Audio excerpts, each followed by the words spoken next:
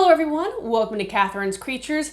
This is a series where we're going to talk a little bit about and touch base upon various mythological beast beings and the like pulled from lore worldwide. And I always like to preface by saying that I am not a linguist, so if I mispronounce anything along the way, I do apologize in advance. I try my best. Now, today for episode 132, I wanted to talk about the Wulver. And the Wulver is actually, the reason why I chose it is because I was recently traveling through an area very close from this particular, where this particular creature supposedly exists.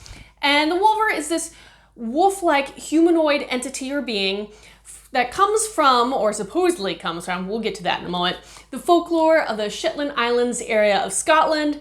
And though, again, there is some kind of debate how true of a folklore the Wulver is, there is a famous folklorist named Jesse Saxby, who, through the research gathered, says that the Wulver is this essentially benevolent creature, so kind to humanity, sometimes even helps them out.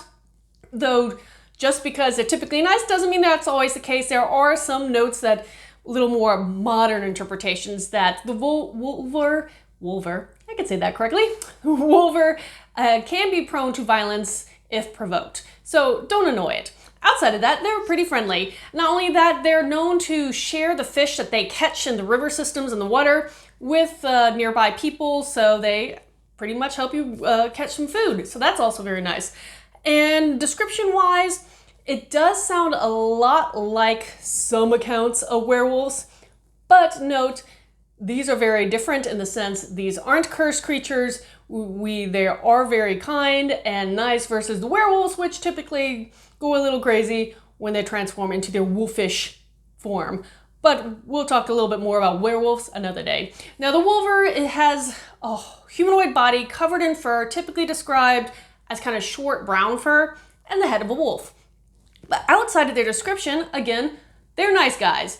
And one account says the Wulver lives in a cave, kind of halfway up the slope of a mountain, in easy reach of a water system, again, because they like fish. Fish is their favorite thing.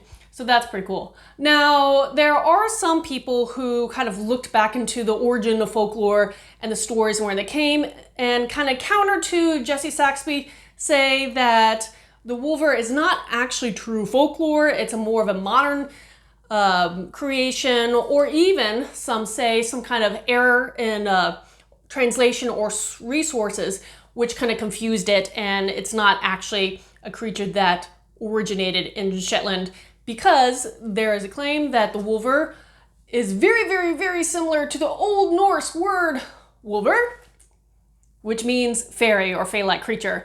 So they're thinking that maybe in this case, if that's a little bit more true for the tracing back of the word's meaning and its original source, that it may not have ever actually been true Shetland Island folklore. It came over from another culture.